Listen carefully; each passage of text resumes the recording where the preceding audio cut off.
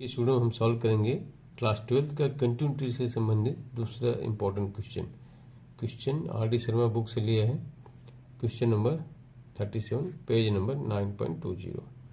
Question है find the value of A and B so that the function F given Y F of x is equal to, ये दिया हुआ है function, ये दिया हुआ फंक्शन को 3 पार्ट में बांटा गया है और हर फंक्शन का अलग अलग डोमेन है और बोल रहा है कि this function is continuous at x is equal to 3 and x is equal to 5। X is equal to 3 और एक्स इज इक्वल टू 5 पर ये फंक्शन कंटिन्यूस है, तो ए और बी का मान निकालना है। ठीक है, सबसे पहले हम निकालते हैं एक्स इज इक्वल टू 3 पर। ठीक है ना, एक्स इज इक्वल टू 3 पर फंक्शन का left hand limit, right hand limit और फंक्शन का वैल्यू। तो चलिए यहां पर देखिए x is less than 3 equal equal to 3 है ना, तो यहां से क्या मिलेगा, लेस देन 3 मतलब फंक्शन का एफ ऑफ एक्स का लेफ्ट हैंड लिमिट निकलेगा। ठीक है, और फंक्शन का वैल्यू भी निकल जाएगा x इक्वल टू 3 पर। तो सबसे पहले हम निकालेंगे value of function at x equal to 3। At x equal to 3 f of x क्या लेंगे हम, यहां पर है x इक्वल टू 3 तो इसको लेंगे f of x equal to 1।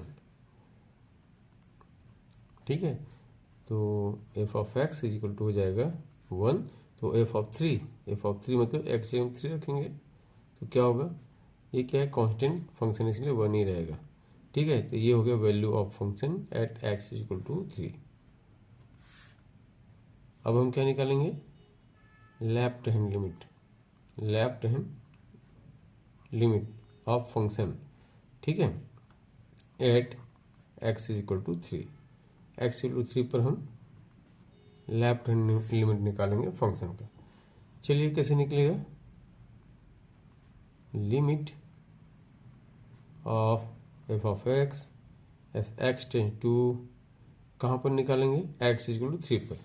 ठीक है, पहले हम x इक्वल टू 3 पर फंक्शन का मान निकाले हैं, अब x इक्वल टू 3 पर लेफ्ट हैंड लिमिट निकालेंगे फंक्शन का, तो एस एक्स टेंस टू 3। और ये कहाँ से निकालना है, लेफ्ट हैंड साइड से, तो यहाँ पर नेगेटिव साइन। ठीक है, limit of f of x as x tends to 3 from left hand side. तो एफ ऑफ एक्स जगह हम क्या लेंगे, यहाँ से जब x छोटा रहेगा 3 से तब हम लेफ्ट हैंड लिमिट निकालेंगे, या निकाल रहे हैं x, जब लेफ्ट हैंड लिमिट निकालते हैं तो x का मान जो है 3 से छोटा रहता है। ठीक है, तो ये डोमेन है किसका, इसका, तो f of x is equal to 1 लेना पड़ेगा, अगेन कांस्टेंट फंक्शन, तो लिमिट हो जाएगा 1। अब राइट हैंड लिमिट निकालेंगे, right hand limit of a function at x equal to 3। Right hand limit को ऐसे डिनोट करेंगे, limit of f of x as x tends to, कहाँ पर निकाले 3 पर, तो x टेंस टू 3 की तरफ जा रहा है, x 3 की तरफ अग्रसर हो रहा है, कहाँ से, राइट हैंड साइड से, तो यहाँ पर पॉजिटिव साइन रहेगा क्योंकि 3 के राइट साइड में x का मान 3 से बड़ा रहेगा। तो 3 से बड़ा कहाँ पर है, x का मान यहाँ पर है। ठीक है, तो फंक्शन हम इसको नहीं लेंगे, अब इसको लेंगे क्योंकि हम राइट हैंड लिमिट निकाल रहे फंक्शन का। ठीक है, तो x का मान बड़ा होना चाहिए 3 से, तो यहाँ पर बड़ा है, इस डोमेन में बड़ा है, तो इस फंक्शन को लेंगे। ठीक है, f of x equal to a x plus b, तो ये हो जाएगा limit as x tends to 3 from right hand side a x plus b. X की जब हम 3 पुट करेंगे तो ये हो जाएगा 3a, है ना, 3a plus b.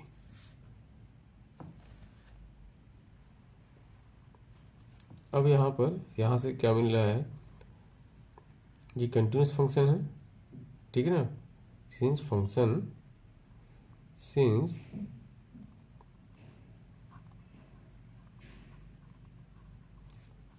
Is continuous at x is equal to 3, therefore limit of function as x tends to 3 from left hand side is equal to limit of function as x tends to 3 from right hand side is equal to value of function at x equal to 3। तीनों आपस में बराबर होगा। कितना कितना मान आया देखिए, फंक्शन का मान 3 आया है, सॉरी फंक्शन का मान 1 आया है, ये हो गया f, ठीक है। और लेफ्ट हैंड लिमिट 1 आया है, ये लेफ्ट हैंड लिमिट 1, और ये क्या है राइट हैंड लिमिट, ये राइट हैंड लिमिट, तीनों आपस में क्या है बराबर। इसका मतलब क्या हुआ, 3a plus b is equal to 1। इसको हम लेते हैं इक्वेशन 1, ठीक है।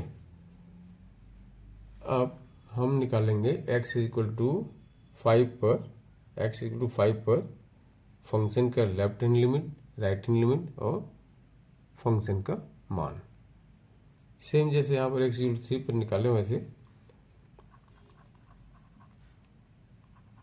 एट x इक्वल टू 5 पर पहले तो हम फंक्शन का मान निकालेंगे।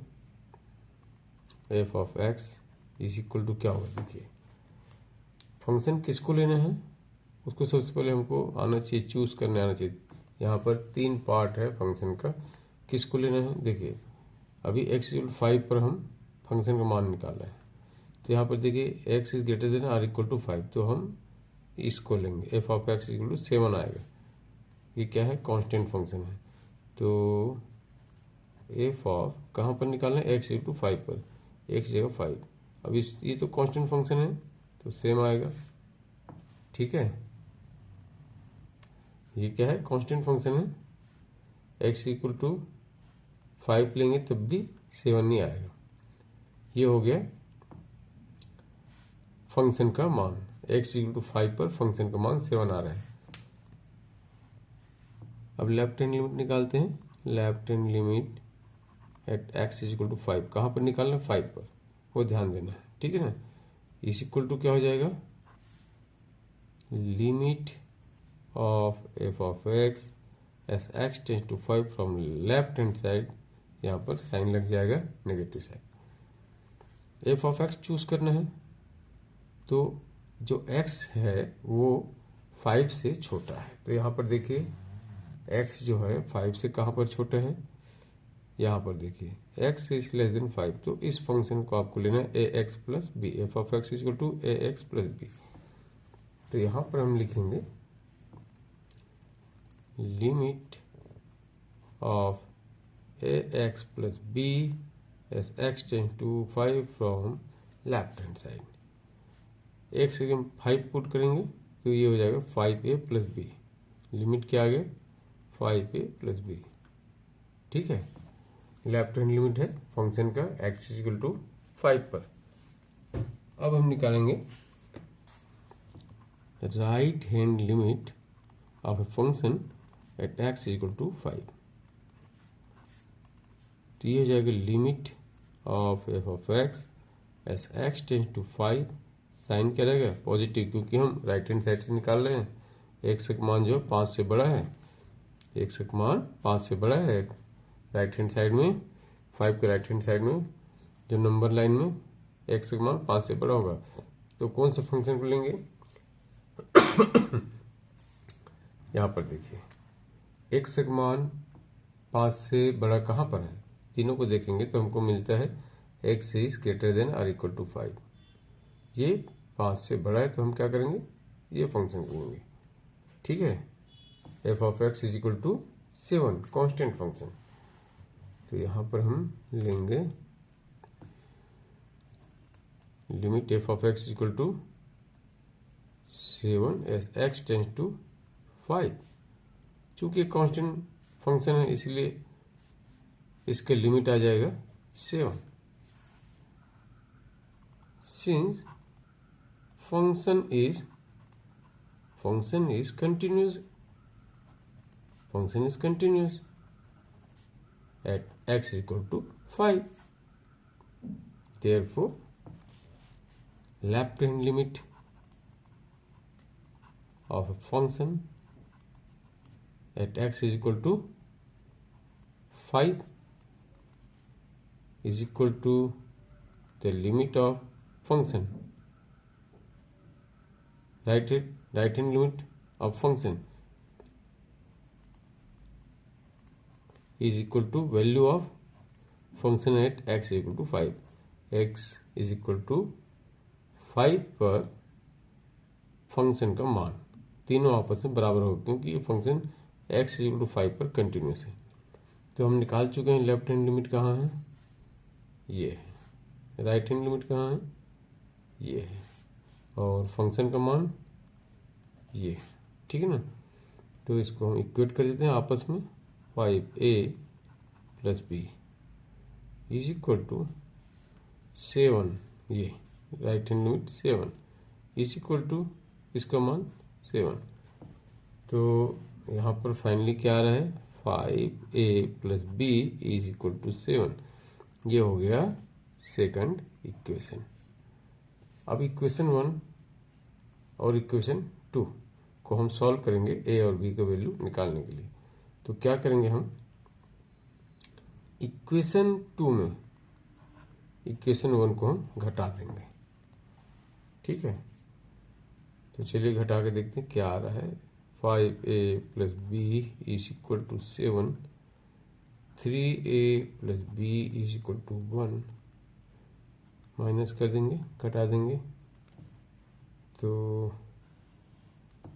Plus b minus b cancel, 5a minus 3a 2a is equal to 7 minus 1 is 6। तो यहाँ से हमको a का वैल्यू निकल के आ गया, a इज इक्वल टू 2 एकम 2, 2 3 6 3, ठीक है। a इज इक्वल टू 3 आ गया। तो b इज इक्वल टू हम आसानी से निकाल सकते हैं।